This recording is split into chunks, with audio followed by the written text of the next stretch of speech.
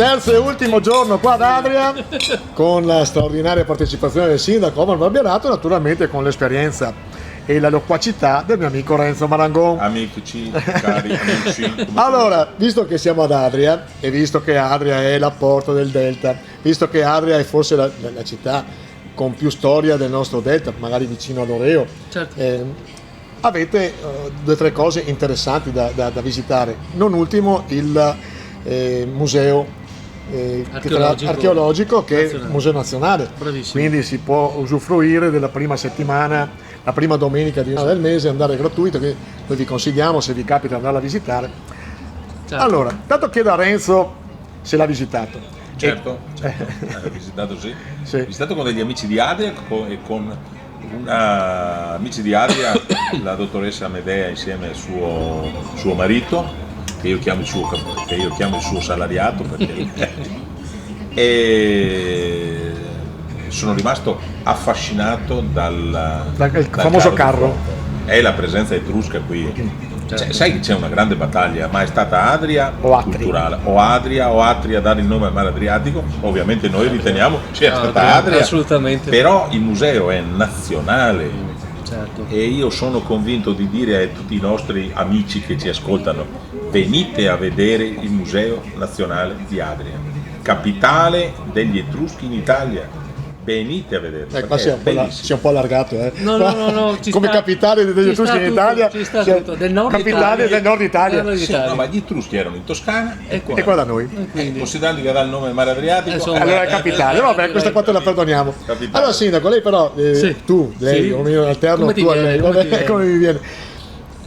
Fuori onda parlavamo di un'idea molto interessante, tu dicevi perché non fare un circuito dove un turista, un amante dell'arte possa visitare, ricordiamo la mostra che c'è a Rovigo, Sì. su il Palazzo Roverella, importante, Bellissimo. ogni tanto ce ne sono importanti, San Bellino dicevi che c'era un artista del vetro. bravo. Questa è una cosa che state condividendo tra voi sindaci? Sì, allora appena eletto ho iniziato un po' a andare a trovare i miei colleghi, andare a visitare il loro comune, le loro ricchezze e iniziare a ragionare su come si possiamo collegare. Sono andato a trovare i sindaci che hanno il teatro comunale, simile al nostro, sono andato a visitare anche i sindaci che hanno dei musei e che quindi possono condividere il percorso.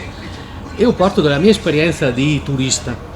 Io quando vado a visitare un territorio in 3 giorni faccio 1000 chilometri, nel senso che Puoi vedere tutto. sono un integralista del turismo, cerco di visitare tutto. Quindi immagino che un turista che arrivi nel nostro Polesine, una volta che arriva a Fratta, ha voglia di andare anche ad Adria, ha voglia anche di andare poi nel Delta e quindi se non riusciamo a creare delle sinergie, dei contratti, delle convenzioni con gli enti, penso che facciamo una cosa importante e che dia anche l'idea di vivere all'interno di un unico Polesine, un unico territorio bello, pieno di cose diverse anche. Quindi. Sì, tra l'altro ricordavo, siccome per definizione siamo la terra più giovane d'Italia, perché siamo in progress eccetera, però stanno facendo degli scavi a San Basilio, nel comune di Ariano nel Polesine, dove viene fuori che ci sono degli scavi nei primi secoli del d.C., quindi importanti, tra l'altro i primi insediamenti etruschi erano là, Adria eccetera. Certo. Quindi, e anche Fratta. e anche Frattesina, Fratta c'è Fratta, di tutto di più. A Fratta sì, anche Di tutto di più. un enorme. sì, La scava. Frattesina era un enorme cimitero. Però chiedo una cosa a lui, poi te la chiedo anche a te di Certo. rispondere. Ma perché non si è fatto prima l'idea anzi perché non si è ancora fatta e l'idea non è venuta 20 anni fa di fare un circuito? Perché poi il museo c'è sempre stato, la Fratta c'è sempre stata. Queste idee di solito ci sono, è che spesso muoiono con gli assessori che questa idea ce l'hanno, perché nella pubblica amministrazione purtroppo non si riesce a trovare continuità.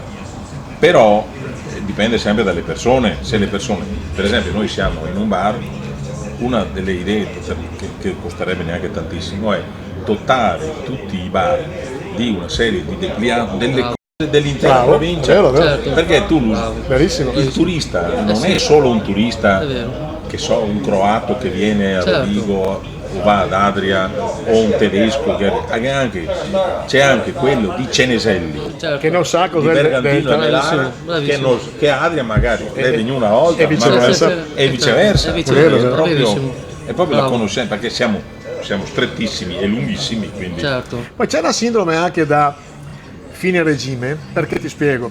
Quando cambiano il sindaco, la prima roba che fanno si cerca di demolire tutte le cose buone che ha fatto il sindaco prima. sì. Ti faccio un esempio, a Taglio di Po, visto che conosco il territorio, la prima cosa che hanno fatto, siccome uno dei contenziosi era un maxi schermo, come hanno buttato giù la statua di Saddam Hussein, hanno tirato via. Beh, se posso- Cioè, È il primo atto che abbiamo fatto, la prima giunta nostra, abbiamo invitato il sindaco e la precedente giunta a fare il passaggio di consegne. questo è stato un atto di grande intelligenza. Sai cosa facevo io? Quando si inaugurava, siccome quelli che hanno un'idea non sono mai quelli che la inaugurano, mai, Bravo, quasi mai. bravo. Allora cosa facevamo? Facevamo fare, cioè si inaugurava un pezzo di strada, un palazzo, Certo. qualsiasi cosa.